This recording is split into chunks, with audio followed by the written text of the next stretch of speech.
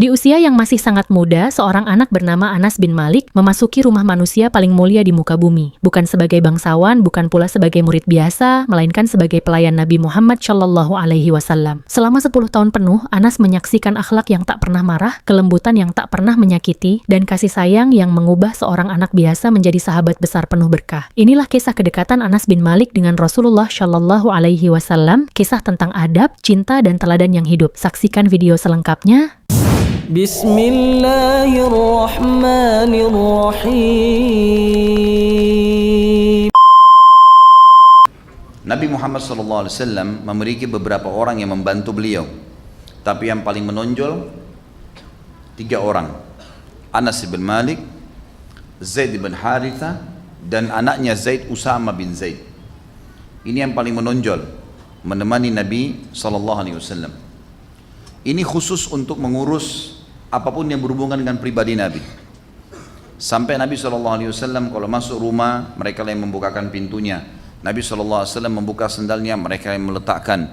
Nabi SAW ingin mengganti bajunya, maka mereka yang mengambilkan. Istri-istri Nabi tentu ada, tetapi mereka ini selalu mendampingi Nabi SAW di mana saja, selalu membantu Nabi. Nabi SAW juga punya seseorang yang khusus mengurus unta dan kuda beliau, bernama Anjasyah. Kalau kita sekarang mungkin bahasanya supir. Orang ini tugasnya membersihkan, memandikan unta dan kuda Nabi SAW, memasang pelanahnya, mengganti sepatu kuda sepatu kuda. Kuda itu memiliki telapak kaki yang ada seperti sepatunya, itu sering diganti. Kemudian juga membersihkan kotoran, mengurusnya lah ya. Khusus itu. Dan kalau istri-istri Nabi Ummahatil Mu'minin ridwanullahi alaihinna itu mau keluar, maka Anjasyah yang mengantarnya. Anjasyah yang mengantarnya. Sebuah hadis masyhur bahwasanya Nabi SAW pernah diizini oleh beberapa istri Nabi, kurang lebih 3-4 orang dari istri Nabi keluar ingin pergi hajat, sama-sama pergi. Kemudian naik ke atas unta, yang unta ini memang dibuatin di pundaknya 2 buah keranjang besar ya, atau kotak besar yang memang untuk dinaikin oleh orang di kanan dan di kiri, bisa 2 orang. Naiklah 4 orang Ummahatil Mu'minin di satu unta ini. Kemudian Anjasyah membawa unta itu. Baru saja jalan, Anjasyah ini punya suara yang indah sekali. Jadi Anjasyah ini sering melanturkan syair-syair yang kalau dia mau lunakkan untanya, kalau dia mau panggil, dia lantunkan suaranya, maka unta itu datang. Waktu baru jalan, Anjasyah ingin membuat supaya unta ini jalan nyaman, ya, tidak terganggu, maka dia melantunkan syair-syairnya. Baru saja dilantunkan, untanya ini menggoyang-goyangkan kepalanya sampai unta ini geranda yang ada di belakang itu sempat goyang. Maka sabda Nabi SAW yang masyhur, mahlan ya Anjasyah alal khawarir, ya, hati-hati hai Anjasyah dengan botol-botol kacaku, maksudnya para istri Nabi. Jadi intinya adalah ada Anjasyah, ada seseorang di sini, ada pembantu pribadi Nabi SAW, ada yang urus untuk untahnya dan kudahnya. Nabi SAW juga menggunakan bodyguard kalau kita sekarang. Orang yang mendampingi beliau, membela beliau ada. Di antara yang masyhur adalah Abu Musa al-Asy'ari radhiyallahu anhu. Riwayat yang masyhur dalam riwayat Bukhari, kalau beliau pernah Nabi SAW merendam kakinya di air di sebuah kebun, lalu Abu Musa al-Asy'ari menjaga pintu kebun itu, tidak ada yang boleh masuk. Maka datanglah Abu Bakar lalu minta izin, mengatakan, wahai Abu Musa, izinkan saya pada Nabi SAW, saya ingin masuk. Kata Abu Musa, baik, tunggulah di sini, saya akan minta izin dulu. Kalau Rasulullah SAW izinkan kamu, silakan masuk. Padahal ini Abu Bakar, mertua Nabi. Semua sahabat tahu kedudukannya yang sangat mulia. Tapi tugas Abu Musa ada di sini. Tidak boleh sembarangan masuk kecuali sudah izin dengan Nabi SAW. Maka Abu Musa pun melapor kepada Nabi, ya Rasulullah, sesungguhnya Abu Bakar minta izin masuk. Kata Nabi SAW, izinkan dia masuk dan sampaikan berita gembira kalau dia termasuk penghuni surga. Masuklah. Abu Bakar duduk di sisi kanan Nabi SAW, yang waktu itu Nabi musim panas, lalu beliau merendam kakinya di air dingin. Ini juga termasuk sunnah ya, termasuk sunnah. Di musim panas kita bisa merendamkan kaki kita di air dingin sehingga tubuh kita menjadi dingin, atau kalau di musim dingin dibalik, direndam dengan air panas gitu ya. Nabi SAW melakukan itu, dan ini termasuk sunnah yang banyak orang tidak kerjakan. Yang jelas teman-teman sekalian, duduklah Abu Bakar di sebelah Nabi SAW sisi kanan, dan waktu itu Nabi SAW menggulung baju beliau sampai ke lutut supaya tidak kena air, dan Abu Bakar pun mengikutinya. Tak lama kemudian datang Umar dan pamit juga mengatakan, "Ya Abu Musa, izinkan saya pada Nabi SAW, saya ingin masuk." Kata Abu Musa, "Baiklah, tunggu di sini. Kalau Nabi SAW izinkan kamu, saya akan izinkan." Masuk ke dalam mengatakan, "Ya Rasulullah, Umar minta izin." Kata Nabi SAW, "Izinkan dia masuk dan sampaikan kalau dia termasuk penghuni surga, dan beritakan kalau dia akan mati syahid." Masuklah Umar, duduk di sebelah kiri Nabi SAW, lakukan hal yang sama, rendam kaki di ember yang sama, di tempat di wadah yang sama, ya, kemudian menggulung bajunya sampai ke lutut. Lalu datang Uthman bin Affan dalam riwayat ini penutupan riwayatnya, mengatakan, "Hai Abu Musa, izinkanlah saya kepada Nabi SAW, saya ingin masuk bertemu." Kata Abu Musa sama, "Sabarlah di sini, kalau seandainya Rasulullah SAW izinkan, saya akan izinkan kamu masuk." Lapor, "Ya Rasulullah, Uthman minta izin." Kata Nabi SAW, "Izinkan dia masuk dan sampaikan kalau dia akan masuk surga, dan pada saat dia meninggal akan ditutup dengan cobaan." Cobaan. Karena Uthman bin Affan dibunuh oleh para kaum pemberontak, Khawarij. Yang jelas teman-teman sekalian, waktu Uthman bin Affan masuk, Nabi SAW menurunkan bajunya, menutup lutut beliau. Maka Abu Bakar berkata sama Umar, "Ya Rasulullah, tadi waktu kami berdua masuk Anda tidak tutup, kenapa sekarang Anda tutup?" Kata Nabi SAW, "Tidakkah saya malu dengan laki-laki yang malaikat pun malu padanya?" Maksudnya Uthman bin Affan. Yang jelas teman-teman sekalian, ringkas cerita yang kita ingin sampaikan dari riwayat ini, adanya Abu Musa al-Asy'ari sebagai pendamping Nabi SAW. Abu Musa al-Asy'ari adalah pendamping Nabi dan penjaga Nabi dimanapun Nabi pergi, kalau di kota Madinah. Nabi ke pasar, Abu Musa di sebelahnya. Nabi tadi duduk di kebun ditemani oleh Abu Musa. Abu Musa ini jadi pengawal khusus. Tapi dalam kota, di luar kota, di kancah peperangan, Nabi SAW punya bodyguard lain lagi. Artinya ada orang-orang yang mendampingi Nabi SAW. Itu adalah Zubair bin Awam, dan pernah kita jelaskan fadilahnya. Waktu Nabi SAW menembus benteng Khaybar, kemudian di sana ternyata ada satu orang Yahudi keluar, tingginya mendekati pohon kurma, sangat tinggi, sampai Nabi SAW mengatakan, "Kira-kira menurut kalian berapa tingginya orang ini?" Waktu dia berdiri dekat pohon kurma hampir sama tinggi gitu. Maka ada yang mengatakan kira-kira 6 lutut, ukurannya 6 lutut ini 6 kali setengah meter. Ya. Itu sudah luar biasa gitu kan. Ini kurang lebih hampir 3 meter tingginya orang ini. Maka kata Nabi SAW, dia nantang duel orang itu. Siapa yang akan melawan orang ini? Maka Zubair mengatakan, "Saya Rasulullah." Zubair pun keluar. Zubair waktu berdiri dekatnya orang itu hanya mendekati perutnya, mendekati dadahnya, saking besarnya orang itu. Duel akhirnya, dan dengan luar biasa hikmah Allah dengan keterampilan perang, Zubair berhasil mengalahkannya, bahkan menebas leher Yahudi yang besar tadi. Begitu jatuh, akhirnya Yahudi ini jadi drop semuanya, karena ini orang terkuatnya di mereka.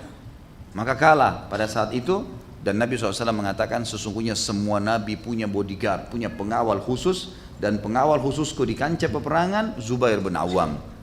Jadi ada pendamping gitu kan. Nabi SAW juga menggunakan hajib. Hajib ini sesekali dipakai jasanya gitu ya. Sesekali dipakai jasanya, tapi sama, memenuhi kebutuhan Nabi SAW. Seperti Al-Mughirah bin Syu'bah. Al-Mughirah bin Syu'bah ini punya kisah unik sedikit. Orang ini sangat kasar. Orangnya sangat kasar.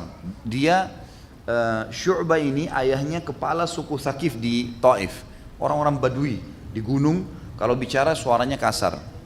Ringkas cerita, ayahnya Syu'bah waktu meninggal dunia, maka saudaranya Syu'bah ini bernama Urwah. Urwah ini nanti masuk Islam. Waktu Urwah jadi raja, rupanya Al-Mughirah, keponakannya dia, yang waktu itu pergi bersama dengan beberapa orang, kurang lebih 13 orang dari suku Malik.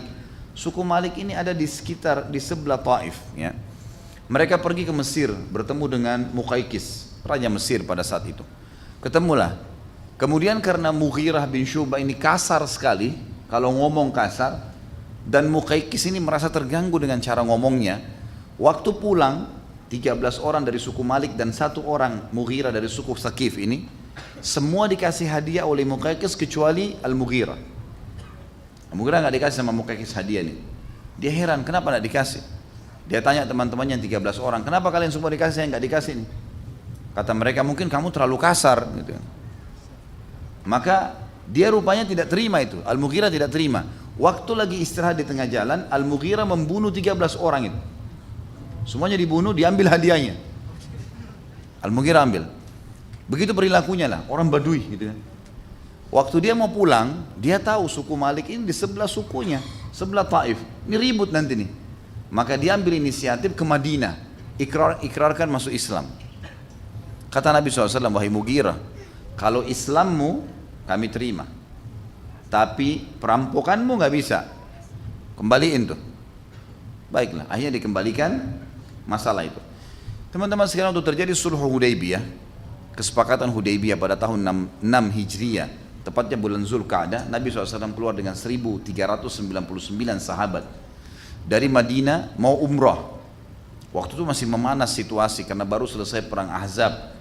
Dan Quraisy masih sangat benci dengan kaum muslimin, banyak suku-suku Arab yang masih benci. Terlebih lagi Nabi SAW berusaha menyerang beberapa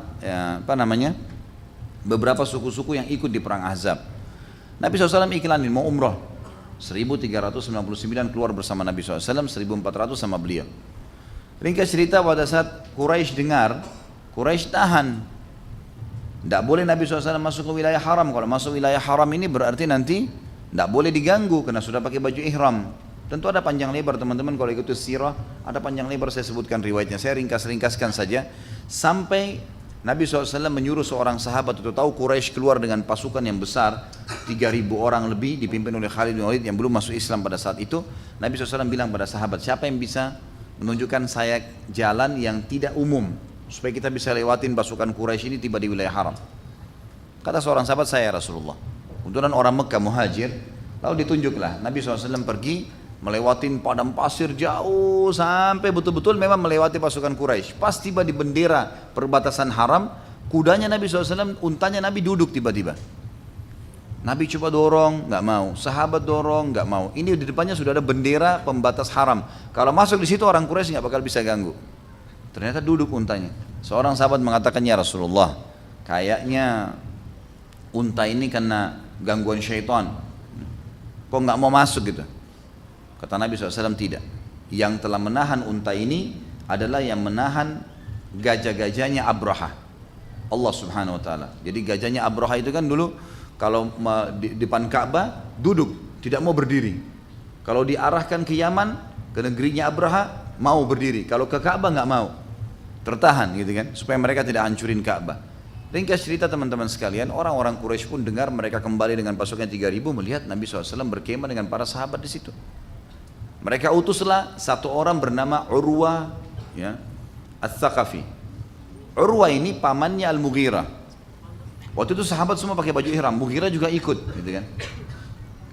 Maka Nabi SAW waktu lihat Urwah datang dari pasukan Quraisy mau negosiasi, dan Urwah ini ahli perang, ahli negosiasi. Dan dia memang ingin memancing emosinya Nabi SAW dan sahabat. Kalau mereka emosi berarti datang mau perang, kalau mereka tidak emosi berarti datang umroh. Karena ini pakaian ihram tapi bawa pedang, ditaruh pedang di kuda-kuda dan unta mereka. Waktu Nabi SAW lihat Urwah datang pakai pedang, perisai, takutnya nanti Urwah ini buat macam-macam sementara Nabi berihram. Maka Nabi SAW menyuruh Al-Mughirah bin Syu'bah, karena dia sahabat Nabi yang keras orangnya, suruh pakai lengkap baju perang, cuma matanya yang kelihatan, berdiri di belakang Nabi SAW pegang pedang. Pada saat itu teman-teman sekalian, datanglah Urwah, lalu Urwah sengaja ingin memancing emosi Nabi SAW. Zaman dulu orang kalau mancing emosi itu pegang jenggotnya ditarik. Memang begitu. Kalau sekarang juga ya. Yang jelas seperti itulah tradisi dulu. Jangan antum buat ini ya. Jadi dipegang jenggot Nabi SAW, dia mau tarik. Nah ini yang mau tarik ini Urwah, pamannya Al-Mughirah. Mughirah sekarang jadi bodyguardnya Nabi di belakang, tapi pakai baju besi semua, cuma matanya yang kelihatan. Urwah nggak kenal nih. Begitu dia mau pegang jenggotnya Nabi, langsung oleh Al-Mughirah, pedang itu kan yang tajamnya diberdiriin, sekarang dibalikin sama dia, terus dipukul tangan pamannya sendiri sampai memar. Kata Urwah, hai Muhammad, siapa orang yang kasar nih? Dia nggak tahu kalau ini ponakannya sendiri. Kata Nabi SAW, kau tidak kenal dia? Kata Urwah, tidak tentunya. Ini ponakanmu, Al-Mughirah. Tiba-tiba Urwah berdiri mengatakan, kamu orangnya. Berarti kau ponakan saya. Baru kemarin saya bersihkan kotoran kamu. Gitu. Dia ponakan, dimandikan waktu kecil segala. Dan baru saja saya selamatkan kau dari masalah besarmu. Masalah besarnya apa? Ternyata tadi waktu dia bunuh 13 orang dari suku Malik dan dia bawa lari hadiahnya mereka, itu kan masuk Islam. Lalu Nabi suruh dikembaliin sama dia hadiah itu ke suku Malik. Tapi suku Malik ini sudah terlanjur ngamuk mau menyerang Taif. Suku Taif juga, suku Thaqif juga siap berperang, hampir berperang nih. Yang jadi kepala suku Urwah.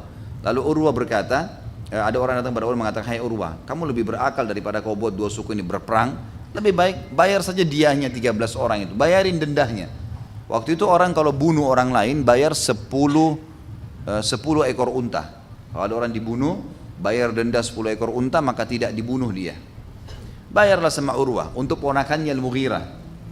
Maka Urwah bilang, baru saja saya selesaikan masalah besarmu kemarin, saya yang tebus tuh. Ya, dendahnya, diahnya 13 orang suku Malik yang kamu bunuh. Sekarang tanganku kau akan potong gitu. Kata Mughirah, walaupun kau sudah bayarin saya, ini Rasulullah, nggak bisa. Kalau kau dekat saya penggal gitu. Tapi saksi bahasan teman-teman dari kisah yang panjang tadi ini, Al-Mughirah digunakan tenaganya oleh Nabi SAW. Ya, yang kita tidak beratkan teman-teman sekalian, kalau dalam Islam memang kita diajarkan untuk tidak mendominasi pekerjaan sendiri. Kita dianjurkan teman-teman berbagi dengan teman-teman yang lain, terutama kalau punya potensi.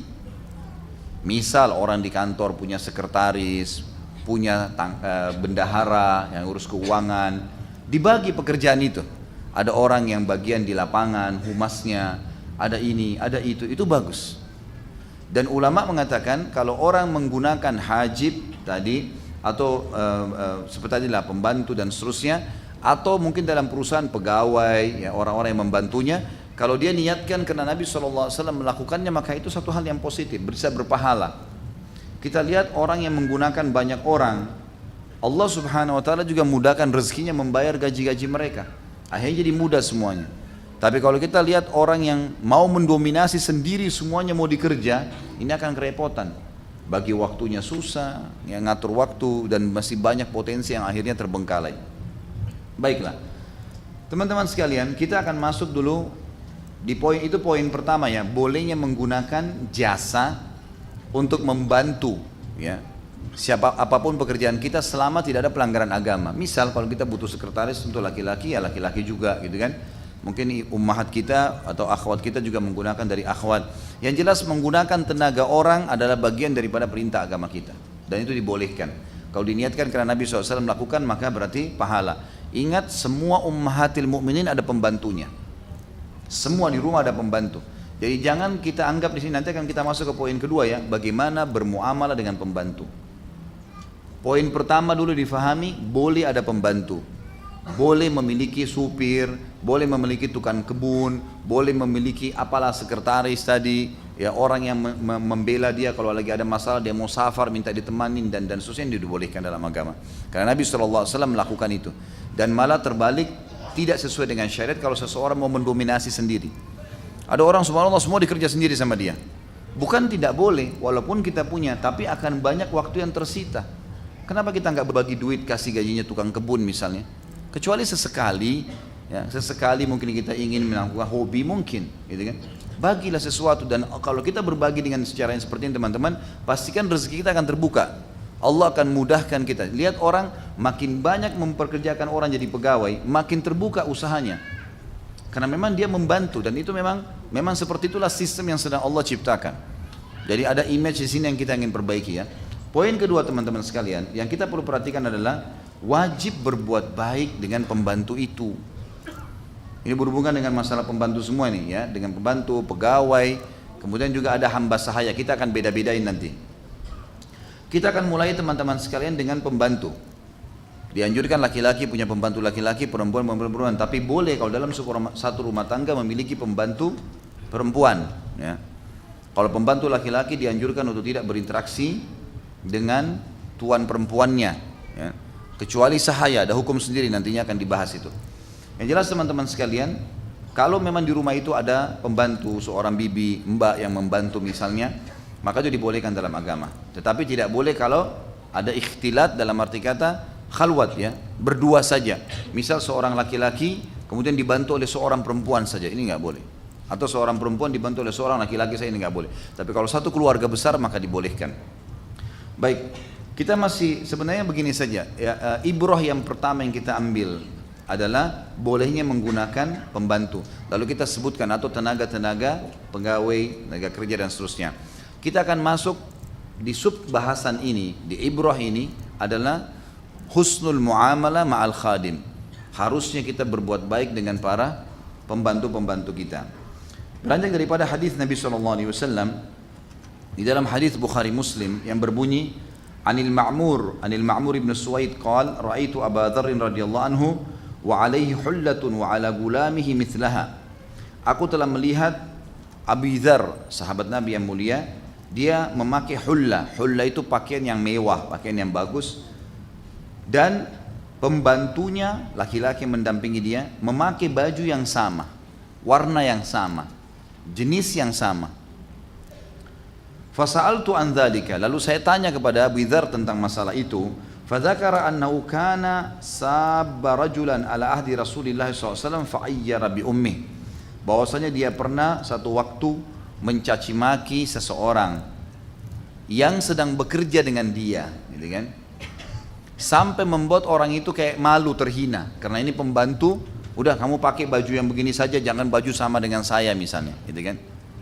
Maka Nabi SAW waktu menemui Abu Dzar waktu di Mekah mengatakan, innaka mru'un fika jahiliyah, hum ikhwanukum wa khawalukum, ja'alallahu tahta aydikum, faman kana akhuhu tahta yadihi falyut'imhu mimma ya'kul wal yulbishu mimma yalbas wala tukallifuhum ma yaglibuhum fa in kallaftumuhum fa'inuhum. Hadis Bukhari Muslim ya. Artinya Nabi SAW mengatakan, wahai Abi Dzar, sesungguhnya pada dirimu ada sifat jahiliyah. Ada sifat jahiliyah. Apa sifat jahiliyahnya? Karena dia menganggap remeh pembantu yang sedang membantunya. Jalan harus di belakang, gitu kan? Pakaiannya nggak boleh sama, gitu kan? Atau misalnya apalah, ya, misal angkat barang disuruh angkat semuanya sendirian. Ini semua yang ada terjadi kalau orang menggunakan pembantu biasanya, ya. Dengarkan kata Nabi SAW, wahai Abi Dzar, kamu memiliki sifat jahiliyah. Ketahuilah, kata Nabi SAW, mereka-mereka itu, para pembantu kalian, adalah juga saudara-saudara kalian. Dan juga orang-orang yang membantu kalian, sekaligus memang mereka membantu, tapi mereka saudara kalian. Allah menjadikan mereka di bawah naungan kalian, maka barang siapa yang saudaranya di bawah naungannya, maka dia seharusnya memberikan makan apa yang dia makan, memberikan pakaian apa yang dia pakai, dan tidak membebankan mereka apa yang menyusahkan mereka. Serta kalau dibebankan sesuatu dan kelihatannya berat, maka dia membantunya. Jadi nggak boleh semuanya kresek dia yang bawa misalnya. Seperti itulah, ya. Kita membantunya. Ini sabda Nabi SAW. Kemudian juga dikatakan dalam riwayat yang lain, riwayat Bukhari, wa an Abi Hurairah radhiyallahu anhu an Nabi SAW qala idza ata ahadukum khadimuhu bi ta'ami fa in lam yujallisuhu ma'ah falyunawilhu luqmatan aw luqmataini aw aklah aw aklataini aw aklatun aw tumaf uklatun aw uklataini fa innahu waliyyu ilajah. Dikatakan dalam hadis ini, Abu Hurairah mengatakan Rasulullah SAW bersabda, Nabi SAW bersabda, kalau seseorang di antara kalian sedang dibawakan makanan oleh pembantunya, maka kalau dia tidak suruh duduk bersama makan dengannya, maka dia semestinya menghadiahkan padanya satu genggam atau dua genggam, atau satu suapan atau dua suapan. Karena sesungguhnya dia telah membuatnya, atau dia telah merapikannya, atau dia telah menghidangkannya, atau dia telah mencium aromanya. Hadis ini memberikan pelajaran kepada kita tentang pentingnya bermuamalah dengan pembantu. Kasih mereka makanan. Berapa banyak teman-teman orang di antara kita, subhanallah, contoh misal di rumahnya, dia suruh pembantunya beli makanan di dekat rumahnya. Mungkin ada penjual nasi goreng lewat malam misalnya, beliin saya, beli suami istri. Pembantunya yang di situ nunggu, bayarin, nggak dibeliin. Kenapa nggak dibeliin? Contoh kecil, sederhana ya. Atau mampir di sebuah supermarket atau minimarket beli minuman, ada pembantunya di mobil, nggak dikasih sama dia. Dia cuma suami istri minum atau sama anaknya. Di belakang mbaknya nunggu, nggak dikasih. Ini nggak boleh, sama sekali nggak boleh. Bahkan perintah Nabi kalau dia yang membawa, kalau dia bukan suruh duduk makan sama-sama, maka dia harus memberikannya satu genggam atau dua atau satu suapan atau dua suapan. Sunnahnya begitu, kita harus kasih. Jadi kalau antum suruh beli nasi padang misalnya seseorang satpam di kantor misalnya, atau OB yang sedang kerja di kantor, ini tolong beliin, beli 2 akhi, ya, beli 3, bungkusin buat mereka, kasih yang sama. Itu sunnah Nabi SAW, harusnya begitu. Ada orang subhanallah, saya temukan banyak kasus begitu, ya. Begitu ada pembantu di rumah, ada makanan datang baru dibeli, sudah ditata di kulkas rapi, buah-buahannya, jusnya, segala macam hal. Pembantunya diwanti-wanti, nggak boleh sentuh ya, nggak boleh makan. Ini luar biasa super pelit. Gitu. Gimana caranya dia nggak berbagi nih? Sampai kadang-kadang lebih baik rusak daripada berikan pembantunya. Ini wa na'udzubillah. Dipastikan orang seperti ini mustahil pembantunya betah, mustahil. Tapi kalau dianggap sebagai keluarga sendiri, saya tahu ada beberapa jemaah saya yang sampai mengatakan, untuk saya jelaskan hadis-hadis yang serupa seperti ini. Ada yang sampai sudah 13 tahun tinggal pembantunya, ada yang sampai pembantunya tua sekali, gitu kan? Tinggal sama dia nggak mau pulang. Ada kakak saya di Surabaya, itu pembantunya sampai tua, mungkin sudah sampai, kalau tidak salah umurnya sudah hampir 70 tahun ya. Tetap sama kakak saya, anaknya jemput nggak mau. Udah saya sama, ditunjuk sama kakak saya gitu. Ini tinggal sini, nanti kalau kalian butuh datang aja ke sini. Dia sudah merasa sangat nyaman, karena apa yang kakak saya makan dikasih juga dia, apa yang diminum dikasih juga dia, sama pakaian diberikan hadiah, dianggap seperti rumahnya sendiri. Termasuk teman-teman sekalian perhatikan, jangan pernah anggap remeh mereka dengan memberikan kamar-kamar yang kotor seperti gudang, seakan-akan tidak ada nilainya. Dia manusia, kalau ekonominya seperti kita dia tidak akan jadi pembantu, gitu kan? Kenapa? Kenapa memang kalau di kamar mereka dipasangin AC? Kalau memang Allah ada kelebihan rezeki, kenapa nggak dikasih AC? Bukankah kalau dia nyaman juga dia jadi fit, jadi bagus tenaganya, kerjanya juga jadi bersih, kan gitu? Mestinya, idealnya begitu. Mestinya nggak boleh beda-bedain. Karena dalam Islam ini teman-teman, betul memang Allah menjadikan mereka sebagai orang yang membantu kita, tapi kita punya adab-adab syar'i, adab-adab syar'i, gitu kan? Sampai Talha bin Ubaidillah radhiyallahu anhu, sahabat Nabi yang mulia, itu punya budak jumlahnya puluhan orang. Tapi kalau Talha jalan, sama sulit dibedain mana Talha dengan yang orang-orang budak-budaknya nih. Susah dibedain, karena rame-rame semuanya dibeliin baju seragam sama dia. Tentu tidak harus satu warna, tapi mungkin baju yang sama. Jadi jangan juga, maksudnya ada orang yang kelihatan sekali gitu loh. Kalau ini tuan, ini pembantu, kelihatan sekali. Karena dari pakaian, dari sendal jepitnya, dari penampilannya semua kelihatan beda sekali. Kenapa ini harus begitu? Harusnya jangan ya. Jadi teman-teman yang suka ngeluh karena pembantunya selim pergi keluarnya, pelajari dari sini, gitu kan. Karena mereka sangat pelit, makanan sulit, pakaian juga sulit, gitu kan. Sampai kadang-kadang pakai pakaian di rumah itu sudah pakaian yang sangat kumuh gitu. Saya berapa kali ingatkan istri saya, hati-hati. Apapun yang kamu pakai, ada sesuatu kasih, berbagi, gitu kan. Dahulukan mereka. Maka berikan makan, bagi. Begitu ada datang buah, bagi. Berikan dulu mereka, baru taruh buat saya, baru taruh buat kita. Jadi beli anggur, beli apel, bagi dulu. Kasih dulu mereka, sudah dibagi buat mereka, baru bawa ke kita. Supaya hilang rasa sombong, rasa merasa lebih. Karena memang sudah bersyukur Allah jadikan mereka mau membantu kita, gitu kan. Sudah syukur. Hati-hati teman-teman, jangan bilang, oh karena saya kasih gaji. Dari mana gaji? Allah yang mudahin buat kita kerja dan dapat uang. Jangan sampai sombong ya. Ini penting untuk dipelajari. Hadis ini memberikan pelajaran kepada kita yang sangat luar biasa ya. Baik, itu masalah pembantu. Artinya dalam Islam boleh pakai pembantu, gitu kan? Allah berikan antum rezeki, pakai tenaga, nggak masalah, gitu kan? Yang rawat ini, yang rawat itu tuh pakai tenaga-tenaga mereka, dan insya Allah Allah akan berikan rezekinya.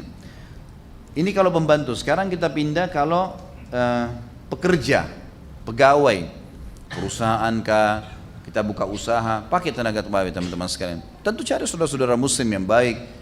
Kemudian kita kerjasama dengan mereka, itu pun kita berbaur dengan mereka. Jangan sampai kesannya karena atasan nggak pernah senyum, nggak pernah salam, gitu kan? Saya kalau masuk ke restoran saya, maka saya bercanda sama teman-teman pegawai, ngumpul, duduk, ngobrol-ngobrol, bercanda. Saya tanyain sudah berapa juz kamu hafal, datang, kenapa tadi telat, kenapa begini, kok bajunya seperti ini, sambil bercanda. Kadang-kadang mereka tertawa, gitu kan? Tidak ada sesuatu, tidak ada jarak. Kenapa harus merasa bahwasanya kita lebih dari orang lain? Gitu kan? Kita boleh teman-teman. Dan dalam Islam dianjurkan dalam hadis riwayat Muslim, kalau kita memiliki pegawai, asal bukan pelanggaran fatal, seperti misal masalah mencuri, misal masalah menipu, misal masalah tidak sholat, ya, ini lain ini. Atau dia melakukan dosa-dosa besar.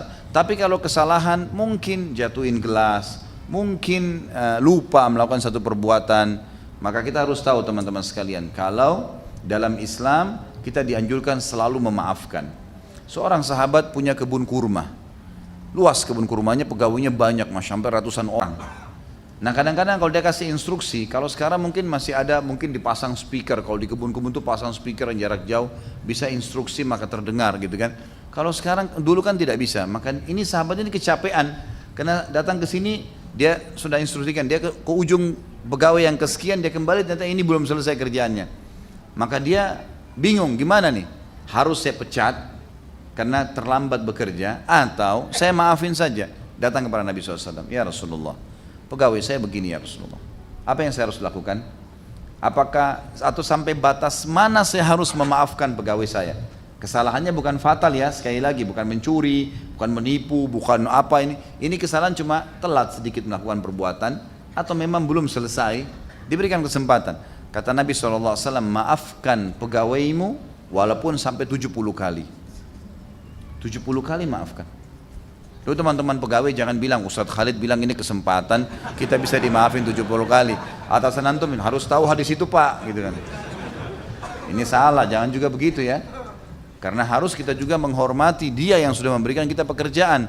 Ini kenapa kita fokus kepada atasan ke bawahannya? Karena umumnya memang atasannya biasa yang sombong gitu kan. Tapi jangan juga teman-teman kita bekerja lalu kita balik unsur ini. Karena para sahabat menghormati Nabi SAW. Anas bin Malik walaupun pembantu dan dianggap saudara oleh Nabi SAW, tapi mereka menghormati Nabi SAW. Nabi SAW pernah menyuruh Anas bin Malik. Anas bin Malik ini jadi pembantu Nabi dari umur 9 tahun sampai umur 19 tahun, 10 tahun. Dan mulianya adalah waktu datang ke Madinah, ibunya dia bernama Ummu Hani. Ibu Anas namanya ibunya namanya Ummu Sulaim. Ummu Sulaim radhiyallahu anha. Ummu Sulaim ini suaminya tentu meninggal dalam keadaan kafir ya. Ayahnya Anas ini, Malik ini meninggal dalam keadaan kafir, jadi kita tidak bahas. Tapi Ummu Sulaim ini sahabat yang mulia. Jadi pada saat suaminya pun tidak mau masuk Islam, kemudian sempat terbunuh, dia keluar dari Madinah, kemudian diserang oleh beberapa perampok, akhirnya mati terbunuh dalam keadaan kafir, belum masuk Islam. Ummu Sulaim hidup sendiri, membesarkan anaknya. Waktu Nabi SAW masuk ke Madinah, maka Ummu Sulaim sangat bahagia, karena Nabi SAW datang ke Madinah dari Mekah, sudah beriman mereka sebelumnya di tangan Mus'ab bin Umair radhiyallahu anhum ajma'in. Maka Ummu Sulaim membawa Anas dan mengatakan, ya Rasulullah, ini anak saya sangat sayang dengan dia. Maka saya menghibahkan dia untuk membantu anda. Udah, Anas ini tinggal di sini, urus semua kebutuhan anda. Dari 9 tahun dipekerjakan kepada Nabi SAW. Maka Nabi SAW menerimalah, dan Anas pun merasa tentram dengan Nabi SAW. Apa kata Anas menceritakan? Dalam hadis Bukhari, saya menjadi pembantu 10 tahun di rumah Nabi Muhammad SAW, belum pernah satu kali pun saya temukan Nabi SAW berkata kasar atau membentak-bentak baik istri-istrinya ataupun pembantu-pembantunya. Satu kali pun tidak pernah. Padahal pembantu itu selalu bersama kan, tapi nggak pernah sama sekali. Jadi kita lihat bagaimana pengakuan Anas bin Malik. Dan dia mengatakan, satu hari pernah saya keluar, disuruh oleh Nabi SAW untuk hajat. Kemudian di pinggir, waktu saya keluar dari rumah Nabi SAW, saya lewati halaman masjid, ada anak-anak yang sebaya dengan saya lagi main-main. Biasa anak kecil main-main, saya pun lupa hajatnya Nabi. Saya ikut main-main dengan teman-teman sebaya saya itu. Tiba-tiba di belakang saya dengarkan suara yang saya itu tahu itu adalah suara Nabi SAW. Mengatakan, wahai Unais. Jadi orang Arab teman-teman sekalian kalau dia mau panggil panggilan sayang, kayak Anas diperkecil, Unais. Itu panggilan sayang. Seperti bahasa kita itu, hai Anas yang sayang gitu ya. Seperti Nabi SAW memanggil juga Aisyah radhiyallahu anha karena putih kulitnya dan pipinya kemerah-merahan, maka wanita yang memilih atau warna merah untuk wanita bahasa Arabnya hamra, ya, hamra. Tapi Nabi SAW bilang Humaira, diperkecil lagi. Itu nama panggilan sayang namanya. Waktu Anas bin Malik pembantu Nabi ini disuruh beli sesuatu dan dia tidak melakukannya karena bermain-main sama temannya, apa kata Nabi SAW? Wahai Unais, panggilan sayang. Padahal pembantunya lagi nggak pekerjaan nih. wahai Unais, tidakkah kau selesaikan hajatku dulu, baru kamu bermain? Cuma begitu saja. Maka Anas mengatakan, ya Rasulullah, baiklah. Lalu kemudian dia pergi menyelesaikan urusan Nabi SAW. Jadi Nabi SAW sangat santun dan sangat baik, teman-teman sekalian. Tentu dalam pekerjaan juga kita dianjurkan mencari pegawai-pegawai teman-teman ini yang mukmin, yang beriman, yang bisa dipercaya. Umar bin Khattab menekankan sekali harusnya semua orang yang menjadi pegawai dan yang mendampingi kita adalah orang-orang mukmin. Makanya beliau pada saat menjadi khalifah yang paling pertama, semua gubernur di wilayah Islam harus sahabat yang mukmin, yang paling hebat ilmunya dan imannya. Ditaruh. Nanti sahabat-sahabat yang jadi gubernur itu dijadikan di tangan-tangan kanannya lagi orang-orang yang membantu masalah administrasi, ya, masalah strategi perang. Nanti ada yang dampingin lagi. Tapi mereka-mereka ini diangkat dulu menjadi pemimpin. Seperti itulah. Dan dia menganggap bahwasanya orang yang mengenal Tuhannya, kata Umar, yang orang yang mengenal Tuhannya pasti akan memberikan hak makhluk, gitu kan. Seperti itulah gambarannya. Baik, itu kalau berhubungan dengan pegawai. Sekarang kita masuk ke masalah hamba sahaya.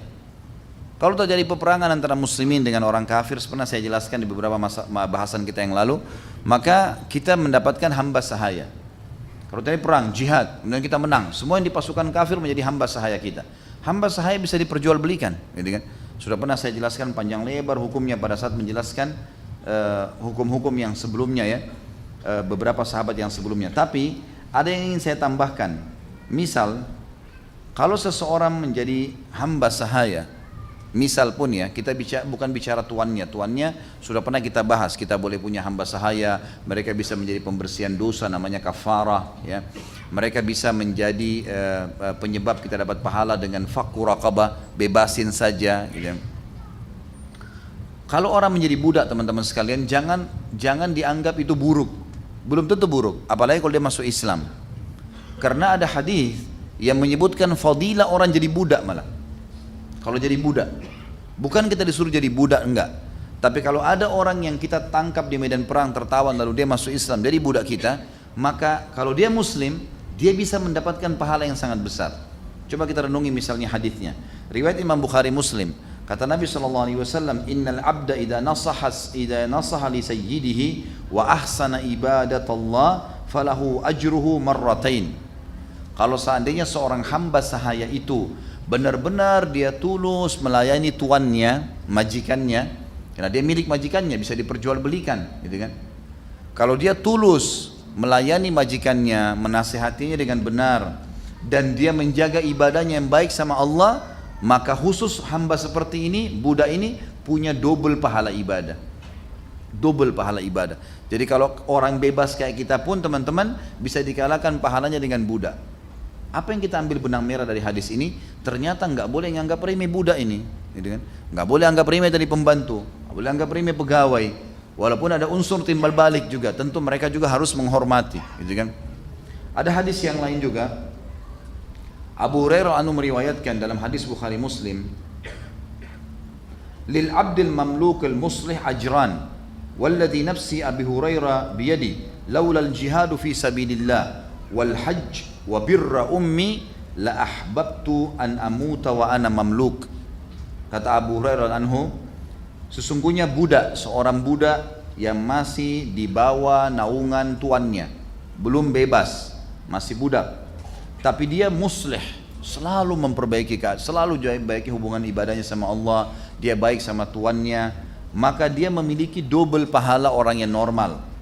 Dan demi jiwa Abu Hurairah yang dalam genggamannya, maksudnya demi Allah ya, kalau bukan karena jihad di jalan Allah, haji dan bakti dengan ibuku, aku berharap mati sementara aku menjadi seorang hamba sahaya. Karena besarnya pahala yang didapatkan. Jadi yang bisa menyaingi hanya jihad, haji, dan juga bakti dengan kedua orang tua. Ini menurut pendapat sahabat tadi.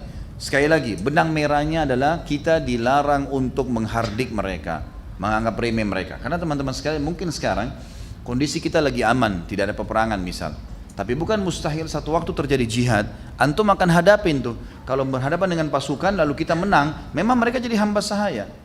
Nah, banyak orang memperlakukan tawanan. Kalau orang-orang kafir, teman-teman sekalian, bobrok sekali. Dipukulin, disiksa, gitu kan. Dalam Islam tidak seperti itu.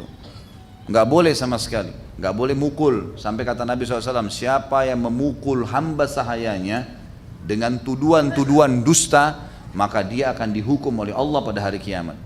Di dunia mungkin tidak ada orang bisa hukum karena ini budaknya, hamba sahayanya, tapi di akhirat Allah tetap akan hukum. Jadi kita harus faham tentang masalah seperti ini.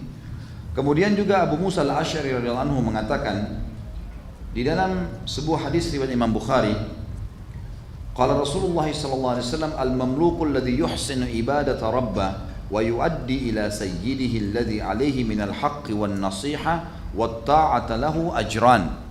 Sesungguhnya seorang hamba sahaya yang memperbaiki ibadahnya dengan Tuhannya dan selalu memberikan hak tuannya yang harus dia berikan, serta dia menasihati dengan baik dan taat kepadanya pada hal yang bukan berbau maksiat, akan mendapatkan double pahala. Hadis yang lain riwayat Imam Bukhari Muslim juga berbunyi sama dari Abu Musa al-Asy'ari mengatakan kalau Rasulullah SAW, thalathatun lahum ajran, ada 3 golongan manusia dalam Islam yang akan mendapatkan double pahala. Maka disebutkanlah yang pertama, rajulun min ahlil kitab amana bi nabiyhi wa amana bi Muhammadin sallallahu alaihi wasallam. Seseorang dari ahli kitab Yahudi dan Nasrani yang beriman kepada nabinya, kemudian melanjutkan imannya dengan beriman kepada risalah Muhammad sallallahu alaihi wasallam, masuk Islam. Maka ini double pahalanya. Makanya antum kalau punya teman-teman ahli kitab itu yang dibahasakan. Kalau kalian masuk Islam, kalian dapat double pahala nih. Double pahala karena kalian sudah mengikuti ajaran Nabi sebelumnya, sekarang ikuti ajaran Nabi sesudahnya. Maka ini double pahalanya. Yang kedua adalah wal abdul mamluk idza adda haqqallahi wa haqqa mawali. Seorang hamba sahaya yang memberikan hak Tuhannya dan memberikan hak Tuhannya dan hak tuannya. Kalau dia berikan maka double pahalanya. Yang ketiga, wa rajulun kana lahu amatun fa'addabaha fa ahsana ta'dibaha wa 'allamaha fa ahsana ta'limaha thumma a'taqaha fatazawwajaha falahu ajran. Yang ketiga, seorang laki-laki yang memiliki budak wanita. Budak wanita sama tadi di kancah peperangan, laki-laki bisa diberikan, perempuan kalau hukum dalam syariat pernah saya jelaskan bisa digauli tanpa pernikahan oleh laki-laki. Tapi tidak berlaku unsur timbal balik. Enggak berlaku bagi perempuan yang bebas bisa bergaul dengan budak laki-lakinya, enggak bisa. Tapi laki-laki bisa. Itu kan Nabi SAW punya hamba sahaya, Maria Qibtiyah misalnya, gitu kan? Itu hamba sahaya. Memang Nabi SAW dalam riwayat yang sahih tidak menikahinya. Itu memang dalam Islam disebutkan au ma malakat aimanukum. Pernah kita jelaskan masalah ini. Tapi Islam mengajarkan adab yang lebih mulia. Apa kata Nabi SAW? Orang yang ketika mendapatkan pahala double adalah seseorang yang memiliki budak wanita yang dia didik dengan sebaik-baiknya seperti mendidik anaknya sendiri. Dididik, diajar adab, tata krama, bahasa, mungkin disekolahkan, kemudian dia bebaskan dari keterbudakan, lalu dia nikahi, maka dia mendapatkan double pahala.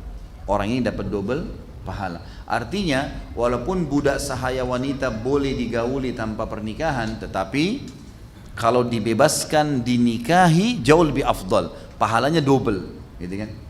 Dan ini teman-teman sekalian, tentu kita bicara masalah hamba saya berarti bicara masalah tawanan perang ya. Sekali lagi, orang-orang selain muslim, agama selain muslim ini luar biasa bobroknya dalam masalah tawanan nih. Di dalam Islam tawanan tidak boleh diganggu gugat. Sampai Nabi SAW mengingatkan, berbuat laiklah pada asir. Asir itu adalah tawanan.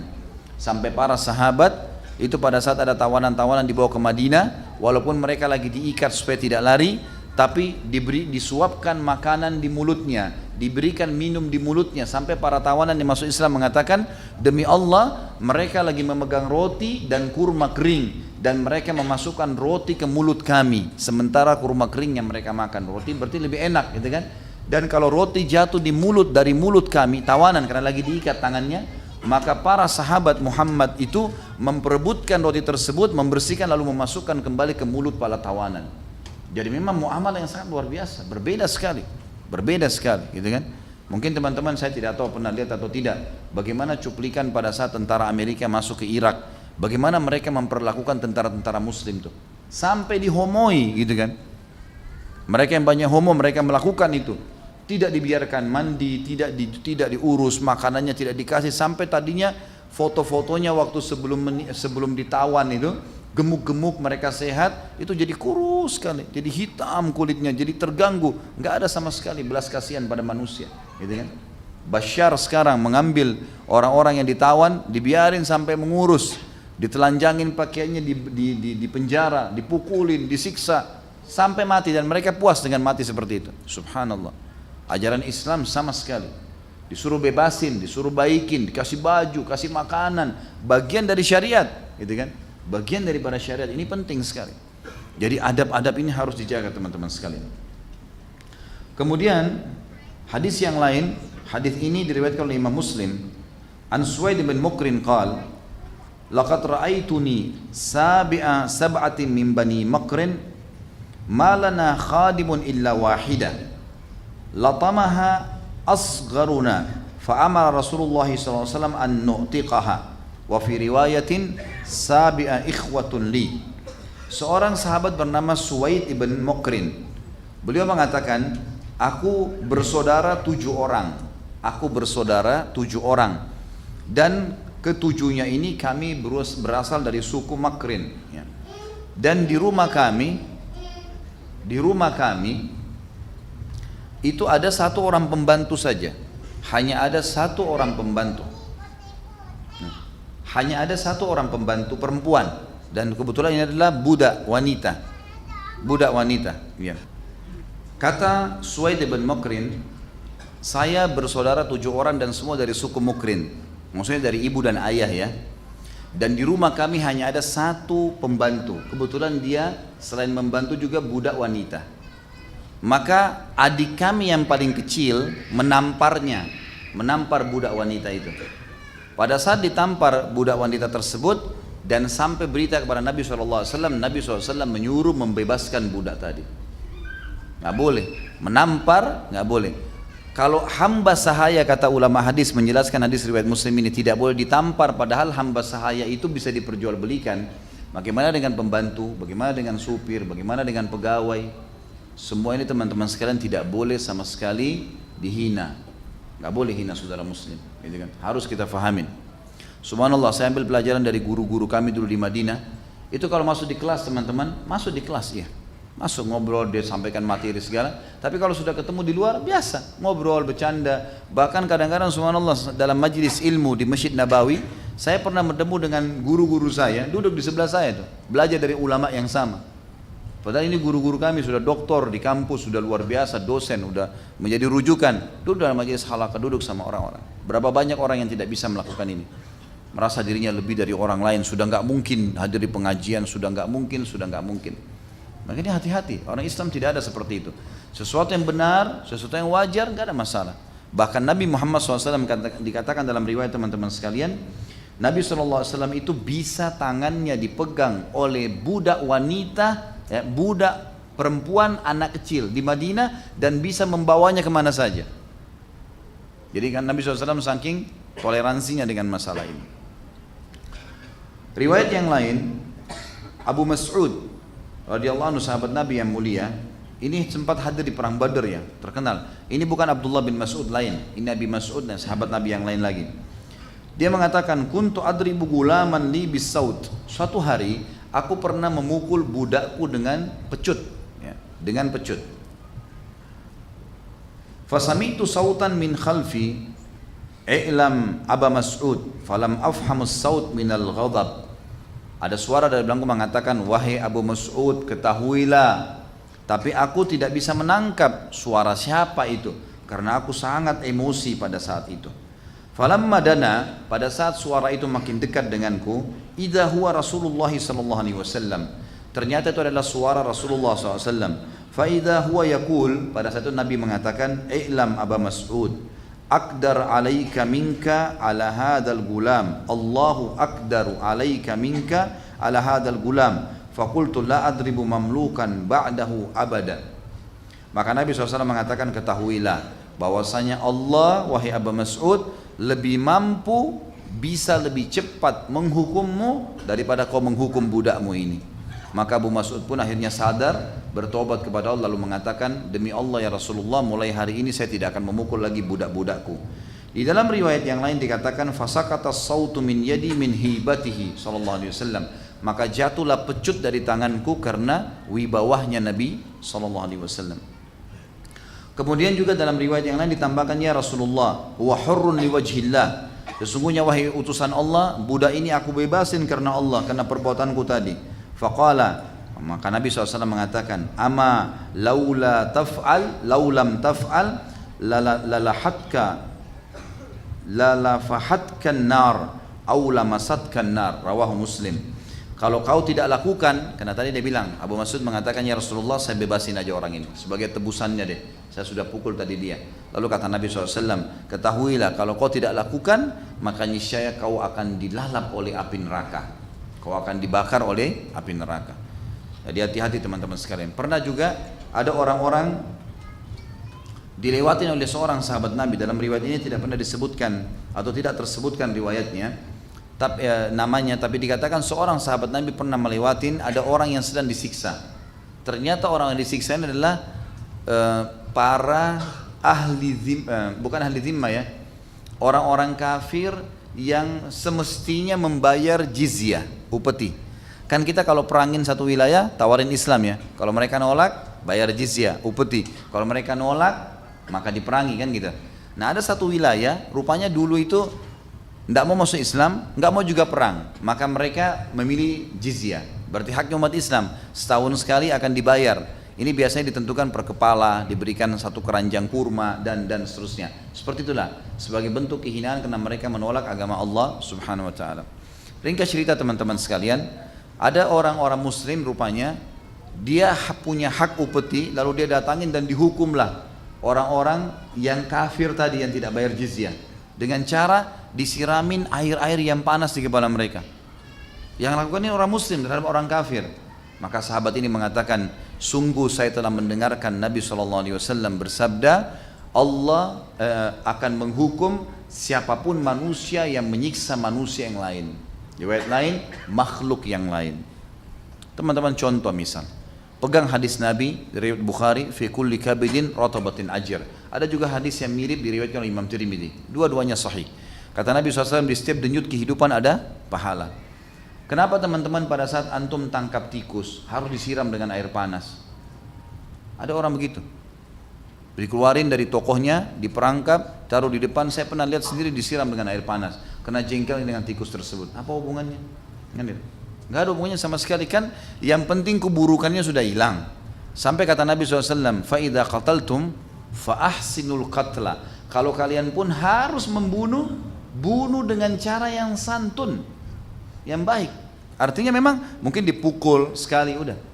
Sampai hadis tentang masalah membunuh cecak, ya, dapat 100 pahala. Dan Aisyah punya cambukan khusus di rumahnya radhiyallahu anha untuk mencambuk cecak, gitu kan. Hikmahnya apa? Allahu a'lam. Yang jelas banyak pendapat ulama. Yang kita kembalikan adalah perintah Nabi SAW. Kata Nabi, siapa yang membunuh cecak dapat 100 pahala. Ulama merincikan, yang memukul cecak 1 kali mati, artinya memang kaget gitu terus mati, dapat 100 pahala. Yang memukulnya 2 kali turun. Yang menyiksa-nyiksa bisa nggak dapat pahala. Ya. Ada orang pernah, teman saya, waktu itu saya masih SMA, yang masih di Madinah. Kami baru masuk di Madinah. Semoga Allah maafkan. Saya satu kamar bersama orang Indonesia sama-sama. Pas siang, kami lagi tidur siang. Sebenarnya ada AC. Entah dari mana tuh lalat.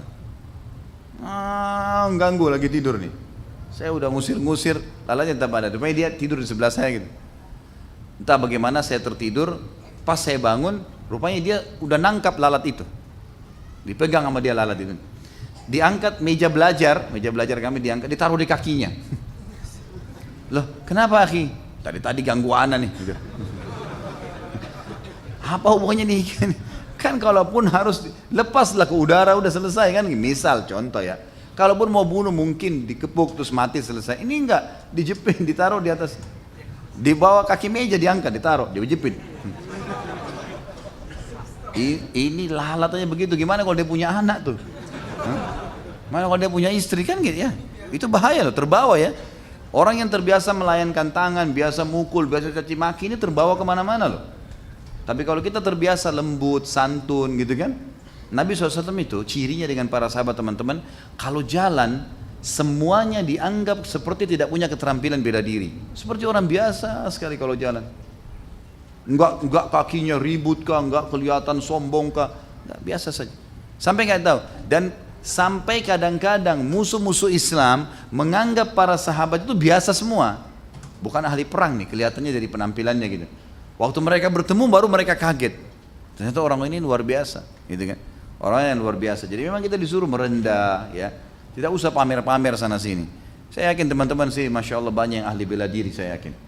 Kalau baru belajar 2-3 jurus biasanya cari gara-gara di jalan. Hah? Tapi kalau sudah pintar, sudah mahir, pasti nggak kelihatan. Biasanya begitu. Baiklah. Yang jelas teman-teman sekalian itu beberapa hadis Nabi tadi. Dan ada hadis yang lain riwayat Imam Muslim, kata Nabi SAW, man daraba gulaman lahu haddan lam ya'tihi aw latamahu fa inna kaffaratuhu an yu'tiqah. Kalau seandainya ada seseorang memiliki hamba sahaya, lalu dia memukulnya, menamparnya, memukulnya, meninjunya, menendangnya, semua masuk dalam bahasan ini, atau dia mencambuknya dengan alat, ya, maka dendahnya, kafarahnya dia membebaskan dari keterbudakan. Udah nggak boleh lagi sama dia, udah bebasin, itu dendahnya, maka dia akan selamat dari hisab pada hari kiamat tentunya.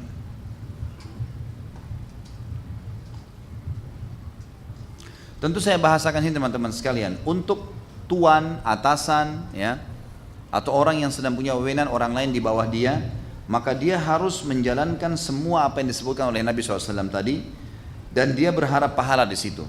Begitu pula dengan orang yang sedang diperlakukan baik dari pembantu, pegawai dan budak hamba sahaya, mereka juga harus benar-benar memposisikan diri untuk menghormati tuan yang telah berbuat baik. Karena kata Nabi SAW, ya, al jaza min jinsil amal, balasan akan datang sesuai dengan kadar perbuatan seseorang. Ini semua panjang lebar teman-teman, pelajaran pertama, ibrah. Dan ini memang yang paling banyak kita sering titik beratkan, tentang bolehnya menggunakan pembantu, bodyguard tadi, sekretaris, pegawai, segala macam. Dan kemudian hukum-hukum yang berhubungan dengan mereka, fadilah-fadilahnya, kalau kita berbuat baik ataupun mereka yang menjadi pembantu tadi, supir kah, tukang kebun kah, atau apa saja, semua ini teman-teman. Dan ini bukan pekerjaan yang buruk, pekerjaan yang baik. Sampai Abu Hurairah tadi mengatakan, kalau bukan karena jihad, haji, bakti sama ibu saya berharap mati dalam keadaan saya hamba sahaya. Baik. Pelajaran yang kedua, nanti ini kita baca dalam kehidupannya Anas bin Malik ya. Ini saya sebutkan pelajarannya dulu baru kita masuk ke riwayat hidup beliau. Jadi yang kedua adalah Anas bin Malik karena menjadi pembantu Nabi, maka beliau termasuk orang yang paling banyak meriwayatkan hadis. Ya.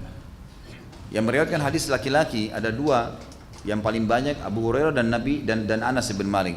Sebagian ulama juga mengatakan Anas bin Malik karena memang dia banyak sekali meriwayatkan hadis, gitu kan? Banyak sekali.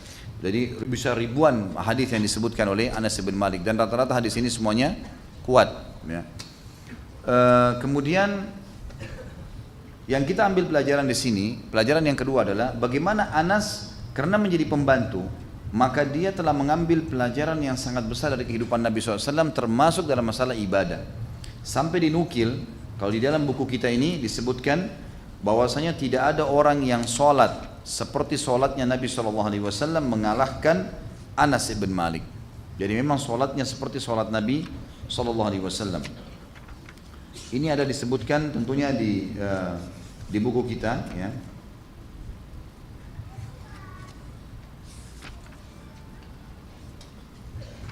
Iya.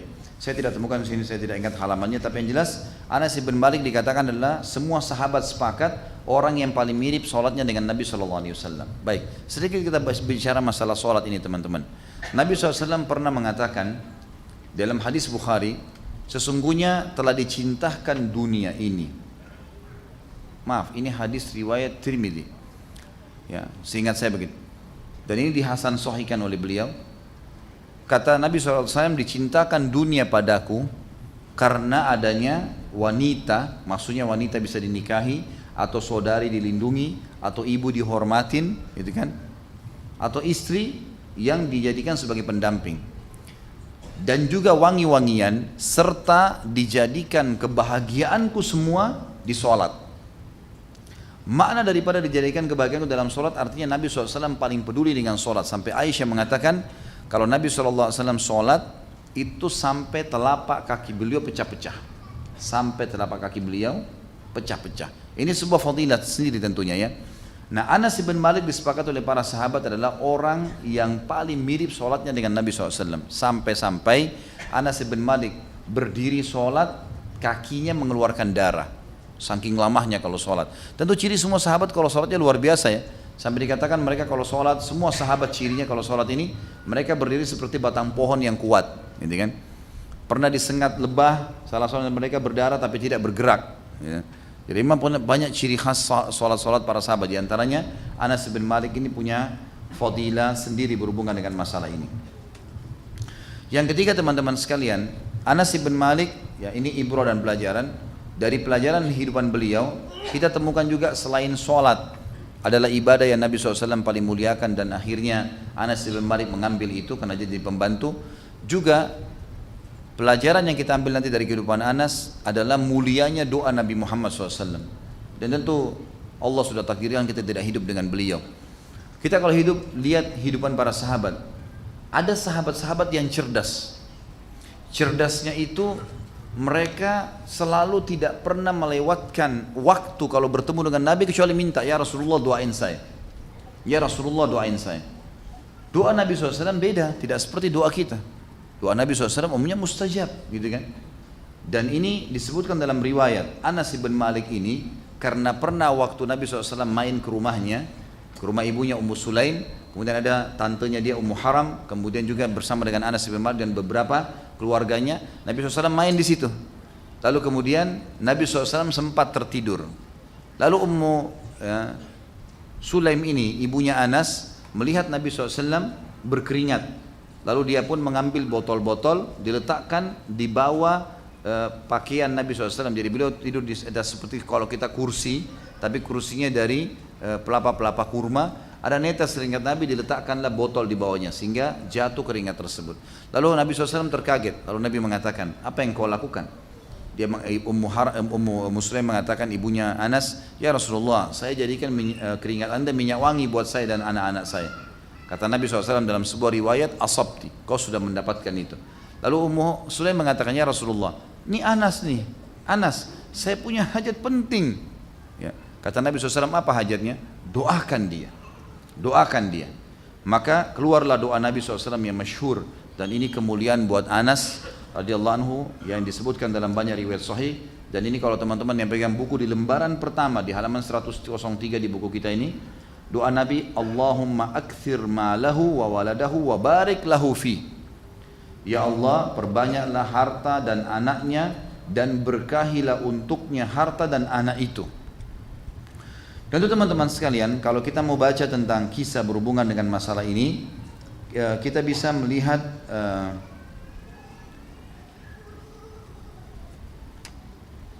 di halaman 111 sampai 112 ya. Silakan kalau yang pegang buku dibuka dulu halaman 111 sama 112. Ada beberapa riwayat yang berhubungan dengan masalah itu. Di situ ditulis oleh penulis ini keberuntungan meraih doa Nabi SAW. Riwayat pertama, Anas bin Malik berkata, sungguh beruntung. Anas bin Malik sungguh beruntung kata penulis bisa meraih doa Nabi SAW. Diriwayatkan dari Anas, ia berkata, Rasulullah SAW berdoa untukku, Allahumma akthir ma'alahu wa waladahu wa atil hayatah. Ya Allah, perbanyaklah harta dan anaknya serta panjangkanlah umurnya. Allah memperbanyak hartaku, kata Anas bin Malik, sampai pohon anggurku berbuah 2 kali dalam setahun. Selalu anggur berbuah setahun sekali kan gitu. Khusus kebunnya Anas itu sampai 2 kali setahun. Anak dari sulbiku sebanyak 106. Anak keturunannya 106. Ada riwayat nanti menyebutkan 129. Bahkan ada cucu Anas bin Malik meninggal duluan, Anas masih hidup. Karena panjangnya umurnya. Anas bin Malik ini waktu meninggal teman-teman semua rambutnya putih, alisnya saking tebalnya dan putih itu sampai putih semua, gitu kan. Dan menutupi sebagian matanya radhiyallahu anhu. Jadi Allah SWT betul-betul memberikan berkah Karena doa Nabi SAW, ya Allah perbanyak hartanya, perbanyak keturunannya, dan panjangkan umurnya. Riwayat yang lain dari Anas radhiyallahu anhu berkata bahwasanya Nabi SAW mengunjungi Ummu Sulaim, ibunya beliau, ibu Anas. Lalu Ummu Sulaim menyuguhkan kurma dan mentega. Maka Nabi SAW bersabda, kembalikanlah kurma kalian ke wadahnya dan mentega kalian pada tempatnya, karena aku sedang puasa. Lalu Nabi SAW berdiri ke sebuah sudut di rumah, beliau mengerjakan sholat sunnah ya, bersama kami. Maksudnya beliau mengerjakan sunnah, tapi tidak jelaskan sholat sunnah, qobliyah kah, ba'diyah kah, yang jelas atau duha, karena tidak disebutkan waktunya. Lalu maksudnya bersama kami, maksudnya kami ikut sholat, tidak bukan berjamaah, tapi juga ikut mengerjakan sholat itu. Sebagian ulama hadis mengatakan kemungkinan adalah sholat duha, karena Nabi SAW biasanya waktu spare yang beliau selalu beraktivitas itu adalah habis sholat duha sampai duhur, ya, sampai duhur. Lalu beliau pun mendoakan Ummu Sulaim dan keluarganya. Ummu Sulaim berkata kepada Nabi SAW, wahai Rasulullah, ibunya Anas nih, sesungguhnya aku mempunyai sesuatu yang khusus, ada yang aku ingin minta ya Rasulullah. Kata Nabi SAW Nabi SAW bertanya, apa itu? Ummu Sulaim mengatakan, Anas pelayanmu. Maka Nabi SAW tidak membiarkan kebaikan dunia dan akhirat kecuali beliau mendoakan untukku, kata Anas. Kemudian beliau bersabda, Allahumma rzuqhu malan wa walada wa barik lahu fi. Ya Allah perbanyaklah harta dan anak-anaknya serta berkahilah dia padanya. Anas berkata, sesungguhnya aku termasuk orang Ansar yang paling banyak hartanya. Aminah, anak perempuanku, menyampaikan kepadaku bahwa sampai kedatangan Hajjaj di Basra. Nah ini tahunnya sudah cukup jauh ya, sudah tahun 60-an sekian ya. Telah dikubur anak dari tulang sulbiku sebanyak 129 orang. Jadi Anas masih hidup, anak dan cucunya ada yang meninggal sampai 129 orang. Yang sudah meninggal, ini bukan yang hidup 106 tadi. Jadi 200 orang lebih. Allah Subhanahu wa taala berkahi. Dari Anas juga berkata riwayat yang hampir sama, tapi kita bacakan supaya lengkap ya. Ia berkata, Nabi SAW datang kepada kami pada saat itu di rumahku hanya ada aku, ibuku dan bibiku Ummu Haram. Lalu beliau berkata, berdirilah, aku akan sholat bersama kalian. Pada saat itu bukan waktu sholat. Lalu beliau sholat bersama kami. Ya. Tapi tidak disebutkan di sini tentang masalah sholatnya. Sebagian ulama hadis mengatakan kemungkinan di sini adalah di waktu sholat tahajud. Nabi SAW ingin membangunkan Anas bin Malik. Kemudian bangunlah ibunya dan tantenya. Lalu Nabi SAW mengajak mereka sholat. Karena sholat yang dikerjakan berjamaah oleh Nabi di riwayat cuma disebutkan tentang sholat tahajud kalau sunnah. Seorang laki-laki berkata kepada Thabit, di mana Nabi SAW meletakkan Anas darinya? Thabit berkata, di sebelah kanannya. Artinya kalau orang sedang sholat laki-laki, ada satu imamnya, satu makmum laki-laki, kemudian ada makmum perempuan. Misal ayah, anak laki-laki dan perempuan, ibunya, gitu kan? Ibu si anak, di mana posisi sholatnya? Maka imam di tengah-tengah, makmum laki-laki di sebelah kanan, dan makmum perempuan di belakang imam, gitu kan? Di belakang imam. Biasanya kan makmum perempuan di sebelah kanan ya.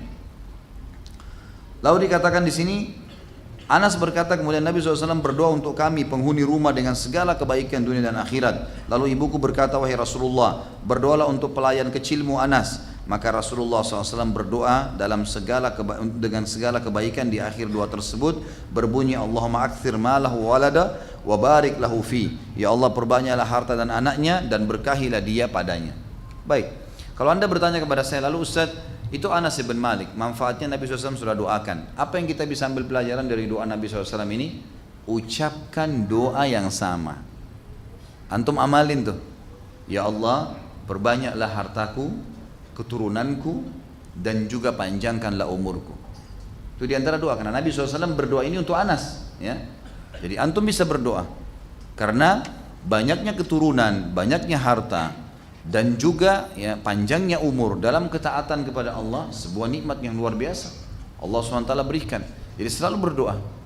Bahkan sebagian ulama salaf mengatakan, ya Allah karuniakanlah aku ilmu dan harta, dan jadikanlah aku menghabiskan keduanya di jalanmu. Ini juga sekaligus teman-teman sekalian membantah perkataan sebagian orang yang menyalahfahami tentang masalah harta ini. Ada orang memahami salah tentang zuhud ya. Zuhud itu berarti harus tinggalkan dunia untuk akhirat. Ini pernah saya luruskan, salah teman-teman sekalian. Al-Qasas ayat 77 berbunyi, a'udzubillahi minasyaitonirrajim wabtaghi fima ataqallahu daral akhirah wa la tansa nasibaka minad dunya. Kejarlah apa yang Allah janjikan untukmu di akhirat dan jangan lupa bagianmu dari dunia. Orang Islam harus pegang kata-kata saya, rapi pakaiannya, bersih penampilannya, kendaraannya juga bersih, mampu membeli yang bagus, beli yang bagus, nggak masalah. Tapi dalam sebuah kaidah, la ifrat, tidak berlebihan, wala tafrid, tidak juga perhitungan. Jadi nggak boleh teman-teman sekalian antum menjadi seorang muslim kelihatannya kotor, kelihatannya kumuh, kelihatannya susah, nggak bisa.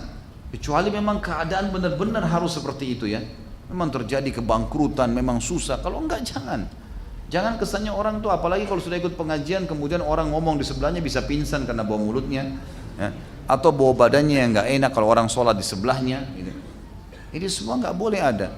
Sering kantongin minyak wangi kecil, mungkin bisa kita semprot pada saat mau sholat. Kalau kita bersalaman dengan sesama jenis, gitu kan? Sunnah Nabi SAW. Kita harusnya melakukan itu. Jadi jangan sampai salah ini. Doa ini mengajarkan kepada kita teman-teman. Ada sebuah artikel kecil saya tulis judulnya, apakah Islam menyuruh Anda menjadi orang kaya? Kesimpulannya saya bilang, tentu saja iya. Karena orang memiliki harta yang banyak penting dalam agama, penting. Kalau antum sekarang belum memiliki, berdoa kepada Allah. Minta agar dijadikan orang kaya. Kenapa? Saya kasih contoh. Salah satu contoh saja. Masjid ini misalnya. Di masjid kita ini, kalau ada orang misalnya azan sebentar maghrib, antum panggil, ayo sholat di sini ya akhi, ayo ukhti sholat. Kita panggil dia masuk sholat sama-sama kita. Sama-sama di saf, kita dapat pahala sholat, dia juga dapat pahala sholat berjamaah, ya kan? Tapi karena kita ajak dia, kita dapat pahala seperti dia tanpa dikurangi sedikit pun. Misalnya kita dapat 100, dia dapat 100, tapi karena kita yang ajak, kita dapat pahala 100 lagi, jadi 200 tanpa dikurangi pahala dia sedikit pun. Karena sabda Nabi SAW masyhur ya, man dalla ala khairin kana lahu mithal ajri fa'ilihi min ghairi yanqus min ajri fa'ilihi syai'an. Siapa yang menunjuk kepada kebaikan, maka dia akan diberikan ya, dia akan diberikan kebaikan ya. Siapa yang melakukan kebaikan ya, siapa yang menunjukkan pada kebaikan, dia akan diberikan pahala orang yang melakukan kebaikan tersebut tanpa dikurangi sedikit pun dari pahala orang yang diajak. Baik, sekarang tadi saya ajak orang, saya dapat pahala, dia juga dapat pahala, saya dikasih pahala dia. Tapi pernah nggak teman-teman berpikir, orang yang tidak hadir mungkin bersama kita di masjid ini, tapi dapat pahala kita, bukan cuma kita, semua orang yang sholat. Siapa dia? Hah? Mana nih? Nggak ada suaranya. Bukan muadzin, yang bangun masjid.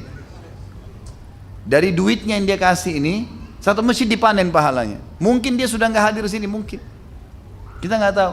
Misal masjid ini dulu waktu mau dibangun ada orang nyumbang, anggap 1.000 rupiah deh, sempat dititipin sama dia, digabung beliin pasir dan semen, jadilah masjid ini.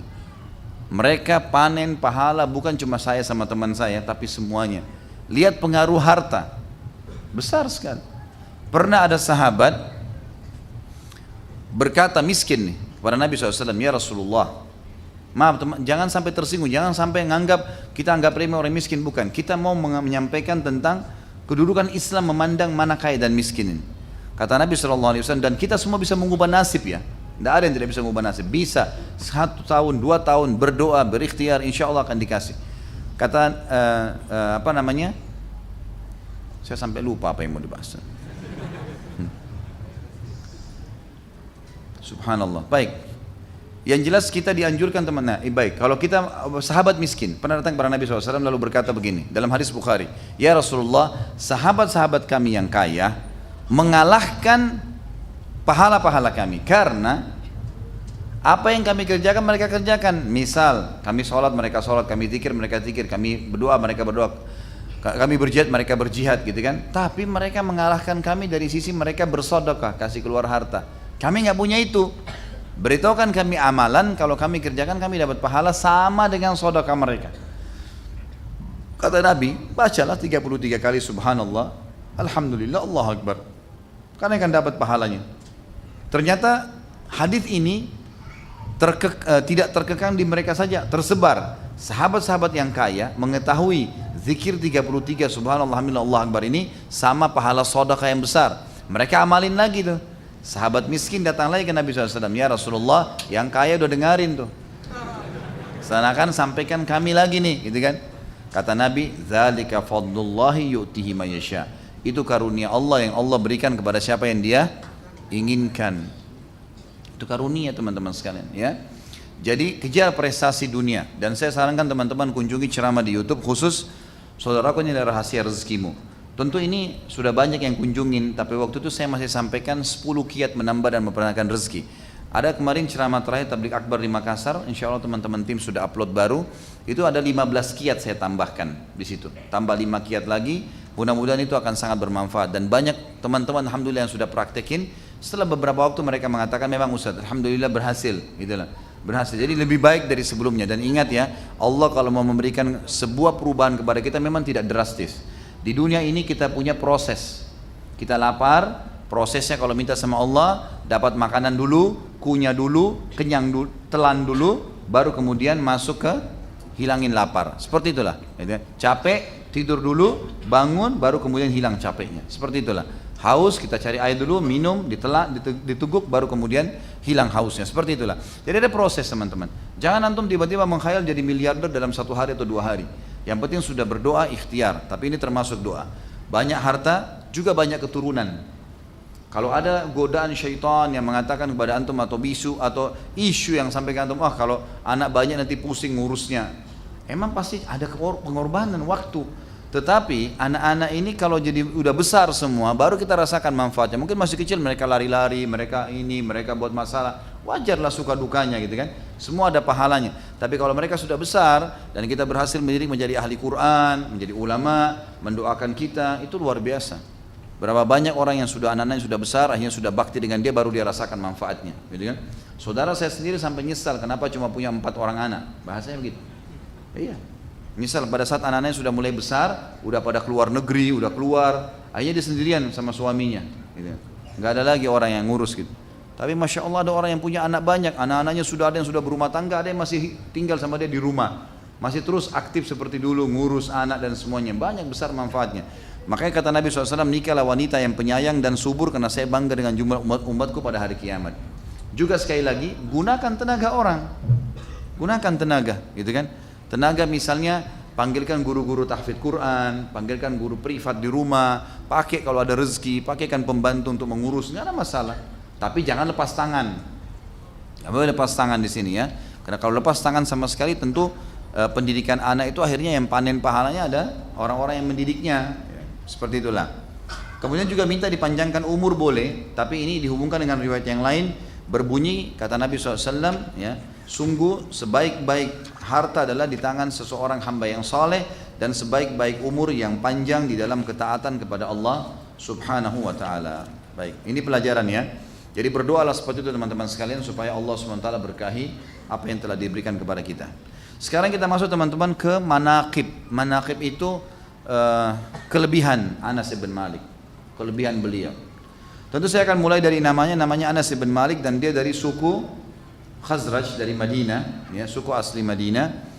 Dan ayahnya bernama Malik yang meninggal dalam keadaan kufur sebagaimana saya jelaskan tadi. Waktu dia dengar Mus'ab bin Umair berdakwah di Madinah tidak mau masuk Islam. Sebelum Nabi SAW hijrah sudah meninggal, dibunuh oleh perampok di jalanan. Sementara ibunya Ummu Sulaim adalah sahabiat yang terkenal dan masyhur dengan ibadah-ibadahnya dan kekuatan ya, imannya kepada Nabi SAW, sampai-sampai dia menghadiahkan anaknya Anas bin Malik untuk menjadi pembantu Nabi SAW. Kita masuk ke manaqib yang pertama atau manqib yang pertama adalah dia masuk Islam sementara umurnya 10 tahun. Dan ini kelebihan tersendiri. Karena masuk Islam di umur 10 tahun ini masih sangat kecil. Dan ini sangat baik ya, sangat baik untuk bisa masuk Islamkan atau memulai pendidikan agama sejak dini. Yang kedua, kelebihan Anas adalah dia menjadi pembantu Nabi SAW dan tentu saya pembantu adalah manusia terbaik dari umat ini ya, dan utusan Allah. Maka akhirnya dia menjadi pembantu, murid sekaligus sahabat. Dan ini tentu kita bisa melihat riwayat-riwayatnya disebutkan di halaman 105 sampai 105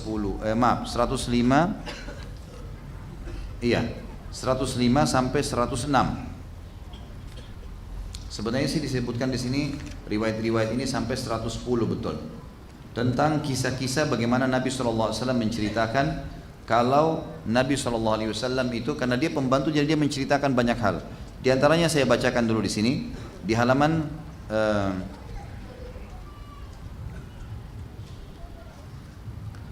108 ya.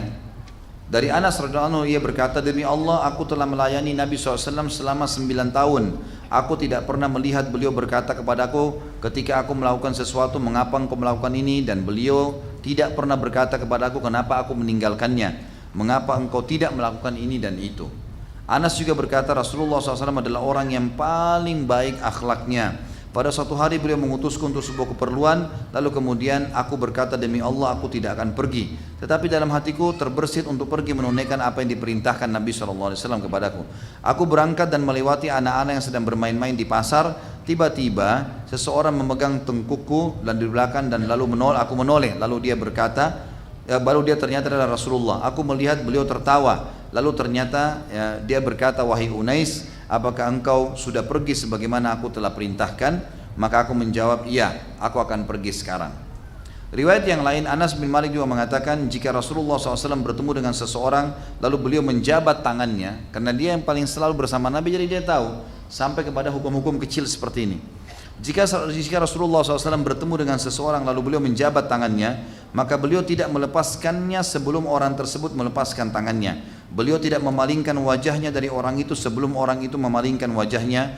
Beliau tidak pernah menonjolkan kedua lututnya berselonjor di depan orang yang duduk bersamanya. Ini penting garis bawahi ya.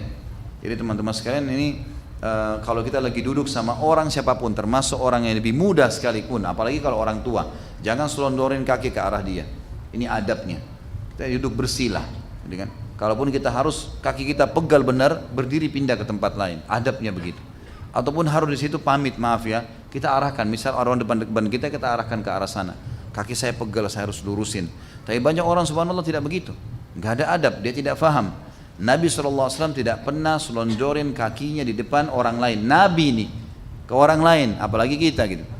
Termasuk di sini adabnya adalah selonjorin kaki kepada anak, pada istri, atau juga termasuk dalamnya adalah adab tidak boleh duduk di tempat yang lebih tinggi dibandingkan dengan orang lain kalau memang lagi ada duduk bersama. Beda kalau majelis ilmu, karena Nabi SAW biasa di mimbar, biasa berdiri gitu kan, biasa duduk, memang begitu disampaikan.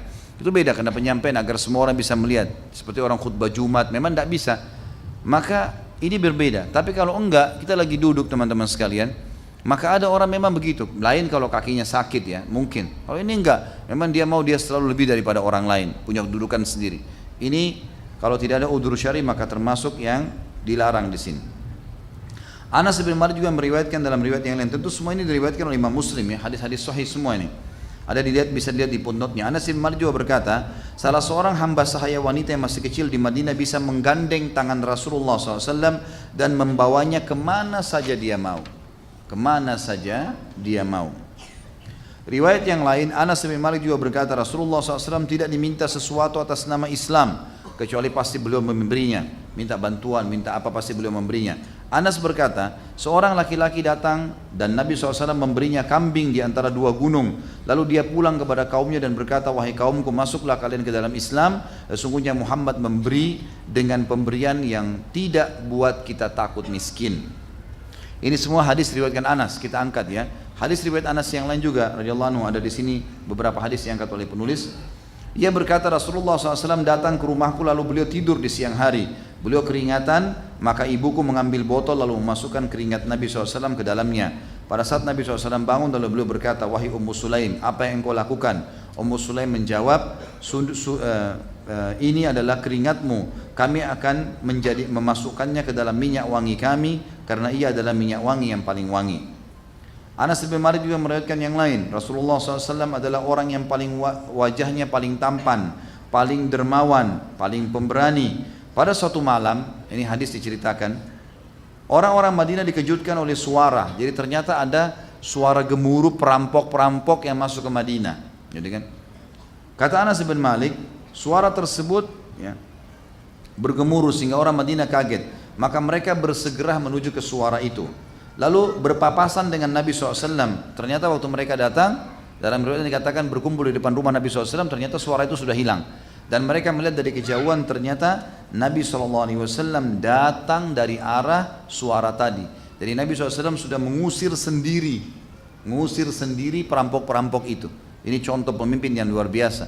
Dia tidak tinggal di rumahnya. Dan kata Anas bin Malik, Nabi SAW menunggangi kuda yang kuda itu sangat lamban. Bukan kuda yang biasa dipakai berperang, tapi Nabi SAW menggunakan itu untuk membersihkan Madinah dari penjahat-penjahat tadi. Sebagai penutup dalam poin masalah riwayat Anas ini, maka dalam riwayat yang sahih juga disebutkan bahwa seorang laki-laki pernah bertanya kepada Nabi SAW, kapan kiamat? Maka Nabi SAW balik bertanya, apa yang telah engkau siapkan untuknya? Dia menjawab, aku tidak menyiapkan untuknya dengan banyak sholat, puasa dan sedekah, tapi aku sangat mencintai Allah dan Rasulnya. Maka Nabi SAW mengatakan, engkau akan bersama dengan orang yang engkau cintai. Maka Anas berkata, kami tidak berbahagia karena sesuatu seperti kami berbahagia karena sabda Nabi tadi, anta ma'aman ahbabta, engkau akan bersama dengan orang yang kau cintai. Karena aku mencintai Nabi SAW, Abu Bakar dan Umar, aku berharap bersama mereka karena kecintaanku kepada mereka, sekalipun aku tidak beramal seperti amal mereka.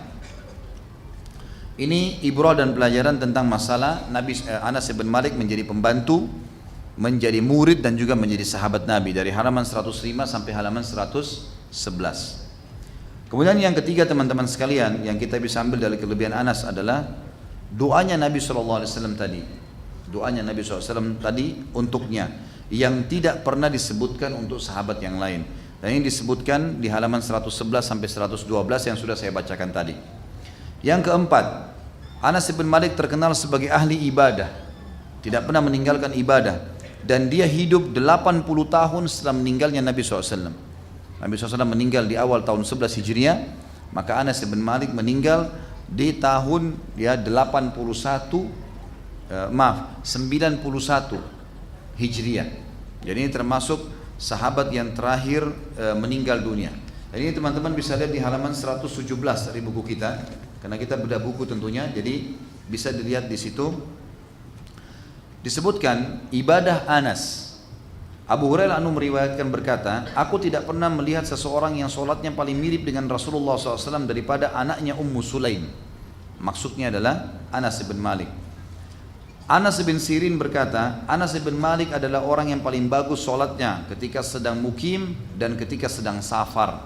Artinya betul-betul dia memberikan hak dengan tumaknina. Dari Thumamah rahimahullah, seorang ulama tabi'in berkata, Anas sholat sampai kedua kakinya meneteskan darah karena lamahnya dia berdiri. Juga Sulaim at-Taimi rahimahullah berkata, aku mendengar Anas berkata, tidak tersisa lagi dari orang-orang yang sholat kedua kiblat selain aku. Maksudnya semua sahabat ini sudah meninggal, tinggal aku di sini. Terakhir Thabit rahimahullah berkata, jika Anas bin Malik mengkhatam Al-Quran, dia mengumpulkan anak dan keluarganya lalu dia mendoakan kebaikan untuk mereka. Dan ini riwayat yang terakhir disebutkan dalam Sifatus Safwa. Dan ini ulama mengambil dari sini bolehnya setelah mengkhatam Al-Quran berdoa kepada Allah SWT. Sampai sebagian ulama ada yang menyusun doa namanya doa khatam Quran, gitu kan. Tapi yang jelas karena perilaku Anas bin Malik. Kemudian teman-teman sekalian, Anas bin Malik diberikan karamah, dan karamah ini kelebihan yang mangkib yang ke-5. Karamah yaitu doanya mustajab. Doanya mustajab, ya. Doa mustajab ini disebutkan di halaman 117. Jadi hampir semua yang dibaca oleh Anas bin Malik dalam doa diijabah oleh Allah SWT. Dari Thabit Al-Bunani rahimahullah yang berkata, orang yang mengurusi kebun Anas bin Malik pernah kebun yang luas sekali. Ada orang yang mengurus kebunnya datang lalu berkata, tanahmu kekeringan. Maka Anas memakai bajunya lalu dia keluar ke tanah lapang. Kemudian dia sholat dan berdoa. Tiba-tiba segumpal awan bergerak ke arah kebunnya. Di sana awan itu menumpahkan airnya sehingga selokan-selokannya penuh. Hal itu terjadi di musim kemarau. Lalu Anas mengurus sebagian keluarganya lalu berkata, lihatlah sampai di mana hujan itu. Ternyata hujan tersebut tidak melebihi kebunnya kecuali sedikit saja. Artinya hujan ini hanya turun di kebunnya Anas bin Malik sementara musim kemarau. Musim kemarau. Dan yang terakhir teman-teman sekalian adalah riwayat yang menjelaskan kelebihan Anas. Yang ketujuh, beliau setiap malam melihat Nabi Muhammad SAW dalam mimpinya. Itu beliau sebutkan sendiri dalam halaman 118 penutupan bahasan kita. Al-Muthanna bin Sa'id rahimahullah berkata, aku mendengarkan Anas bin Malik berkata, tidak ada satu malam kecuali aku bermimpi bertemu kekasihku Rasulullah SAW. Kemudian Anas menangis.